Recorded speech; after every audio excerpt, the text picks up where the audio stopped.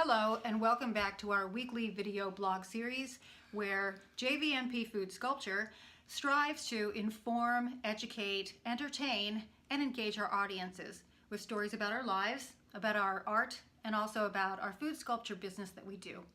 Right. My name is Marie and this is Jim. I'm Jim. And we're JVMP Food Sculpture. Right. And today's topic is Portrait sculpture.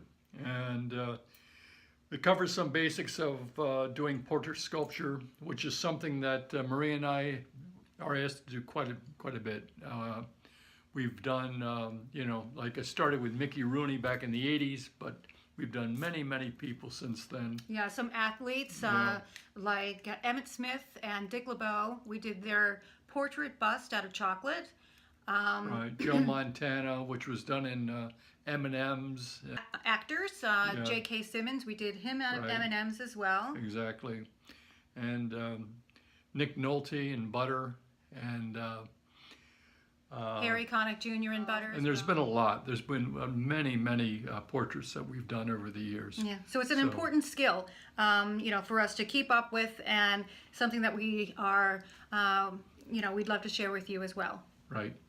So what you'll need, you have to find out what you'll need if you're going to be doing portrait sculptures. And what you'll need is a modeling stand and modeling tools, clay, an armature, and a model. Mm-hmm. Yeah. So first we're going to talk about the modeling stand, right? Right. This is a sculpture that Marie has been doing of me, and we're going to roll it right in here on a modeling stand, because a modeling stand has wheels on the bottom. And of course you can do one without, but you're going to have a hard time with it. Your model will have to move around if your stand can't. So it's much easier if your modeling stand can move. So this one has wheels on it and it can move. It's also adjustable, so you can change the height. Right. You can make it lower depending on where your Right. model is actually sitting. Now this model is eye level with me and Marie, and that's about where you want it if you're going to be doing portrait sculpture with your model. Your model, the artist, and the sculpture should be on about the same level. Yeah, and I think another interesting point to note about modeling stands, this particular one is one that you would find at a school if you were taking some art classes, or if you wanted to buy one online. But it is something that you can actually make yourself, and it's relatively simple. So one of the most important aspects is that you have wheels on the bottom, casters on the bottom. If there's any interest in knowing how to do something like that, Jim and I have made our own modeling stands over the years, and so it's something that we can also help you with too. Yeah. Another thing we want to show you is the armature, which is this white board here. And it's got little runners underneath it that makes it easier to get your fingers underneath when you're picking it up. And this also has a pipe in the center which goes up through the sculptures. In the center of the sculpture there is a steel pipe, and it is anchored into the board with what's called a flange. It's a plumbing flange. It's a flat piece of steel with a place you can screw your pipe into it, and then you can screw the flange down to the surface. And then we might have some wire wrapped around the pipe, and that's so it holds onto the clay when you put the clay on, or anything you're working with. Even if you're working with butter, you want to have something the butter will stick to. Wire wrapped around it, or some steel mesh, something that'll grab onto the stuff so it won't slide off. If you didn't have an armature in there, this whole thing would be much more likely to collapse, or you could just push it off here because it won't give you any resistance when you're trying to apply clay to it. So you really do need an armature. So that covers the armature side of the thing, and this is about as simple as you can get with an armature, just a pipe. But now we're going to talk about tools, and I want to show you some different varieties of tools. If you go into a store, you're going to see, like an art store, you'll see tools more like this, if you're lucky. Big tools, large tools, and they're something like modeling that. tools. Yeah, and like this, these can be bought usually.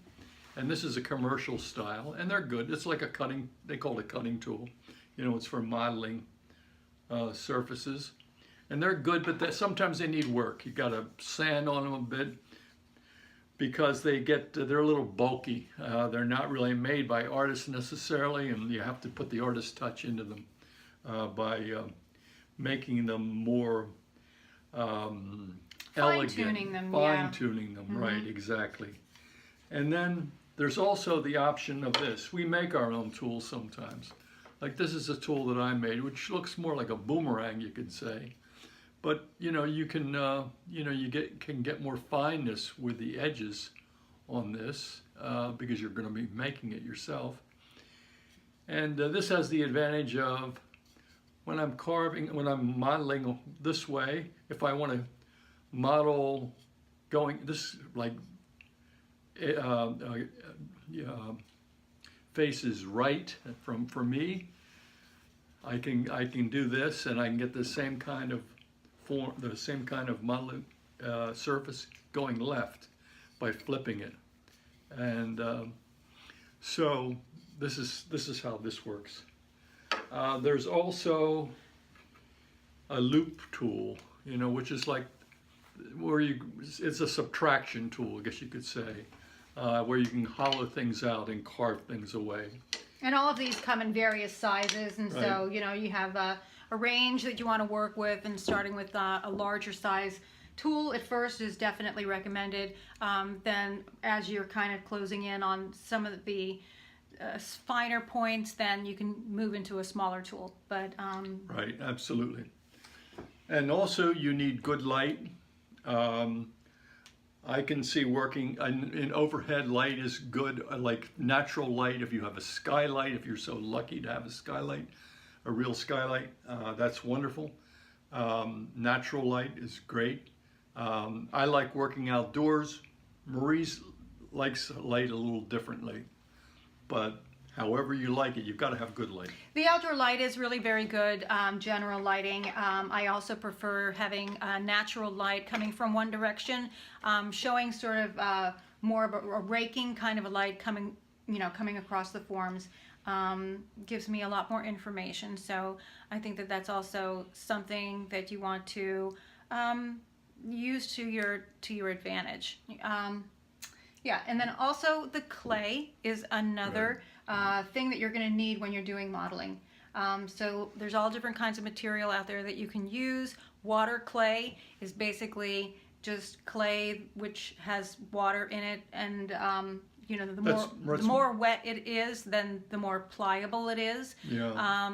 And I really like to use water clay. So there's white clay and there's terracotta. But here I'm using a plastiline clay, and the advantage of the plastiline clay over the water clay is that I can leave this out. So when I'm finished with my session, I can just kind of walk away from it, and I don't have to wrap it and worry about it drying out. Right. If you are looking to do a very large sculpture and you want to use plastiline, you can actually make your own plastiline, and we've done that here. So, you know, that's something that we can share with you, a recipe on how to actually make plastiline. It's pretty easy, or you can actually buy it. So it's sold in different kinds of hardnesses, and it's sold basically by the pound. So it's basically a mixture of wax and clay, dried ball clay, and other, you know, components that are going to make it a certain consistency. Right. So there's that. Right. And so with this portrait here, also, you know, this over here is just kind of a little one by, and so it's kind of like a little persuader or a little hammer, which kind of I use to just kind of, you know, put things in place. You know, if the material is being a little bit tough, you know, you can kind of like, you know, give it a little pound and get your material kind of where you want it. Right. And you might wonder how this thing came about, and of course, I guess it looks like me, doesn't it? Because it is me, and it's done by Marie. You're right. I'm still working on it. So basically, when you start working on your particular model, then what you're going to do is start adding your clay onto your armature And basically you want to make sure that you keep your armature really in the center of your portrait, because you don't want it sticking out too far in the front and interfering with, you know, where you want to develop certain other features, you know. So basically if I turn this to the side, this is kind of a pipe inside of it, and it's kind of running basically right through the ear, you know. Right. And you're gonna like build up your clay, and maybe from the side at first, you know, and making sure that your pipe is directly in the center. And then you can also move to the front and then start kind of judging sort of your widths that you have for your particular model. And then so you can look at the widest point, you know, which would be right above the ears. And then also kind of doing some measuring about the height of the subject's head, your model's head. And then start kind of making some other kind of measurements as far as like where the eyes are, which are generally right in the middle of the head. And then you can start to develop it from there, and then doing some additional measurements, you know, from the ear to the chin, to the ear to the nose, and ear to the widow's peak, which is over here. And so from there, you can start to kind of build up some of the, you know, the forms and the proportions as you move along. And it's a really good idea to actually stay very geometric, I think, at first when you're really developing your shapes. And so just concentrating on some basic shapes, and also going for the planes of the face, you know, the angle of the forehead, things of that nature. So Right. Right. and that should help. And I just wanted to show you also some calipers that we have, that I use for helping with taking some of those measurements. And so this is a caliper right here, which would help you take a measurement, you know, really off of the model if you wanted to, you know, take the measurements off the model, and so that you can get the actual size of the head, you know. Right. So That way you can compare actual sizes of things. What did we mention, the different levels that are on this tape? Was it this one? Okay. What you want to be sure about is that your model and the artist, the model, and your sculpture are all on the same level when you're working. That way it just makes it a lot easier. You don't have to be dipping down and looking and trying to transfer information in a very indirect way. Try to keep it so it's very direct. Make it as simple as possible, because this is hard stuff to do. And you know, the easier it is that you can make it, the better. And so the more direct it is, the better. And you have to, it's a physical act, this stuff of making sculpture. You're working in 3 dimensions, and you have to move around, you have to stay active, and you have to be engaged. It is not something you sit down and do. It's something you're standing and you're moving all the time. absolutely. Yeah. If you sit down and you start doing sculpture, or even if you're like painting, I think that you really lose a lot of energy, and you really have to, you know, start to really put your energy into your work. And just by standing up, you're going to be a lot more energetic. Yeah. The 3-dimensional world is a very tricky place. We live in it, but you don't really understand it until you do sculpture, I think. Doing sculpture makes you understand it a lot better. And it's a good learning experience in that way. Yes. Yeah. And also we wanted to share with you some of the ways that we stay inspired and informed ourselves. You know, we like going to museums, to the Portrait Gallery in Washington. Then we would recommend also that you do the same, so that you can go out there and see different artists' work, and you know, and how they do it, and how they do what they did. Right. Also reading, there was a really good book by Joe Davidson called Between Sittings, and he's an artist from New York from, gosh, about 100 years ago. But he did a lot of different sculptures, different portraits, and gosh, his process, is really interesting to read about. So Yeah, and Malvina Hoffman, another woman sculptor who did fabulous stuff and great portraits also, and has an exhibit right now at the Field Museum in Chicago, and it's of different people, different kinds of ethnicities. So it's very interesting to see what how different we can look, you know, the shape of our heads, and our different features. So yeah, thanks for joining us on this video blog today, and we'd love to hear your comments and questions and to know if any of this information is useful to you.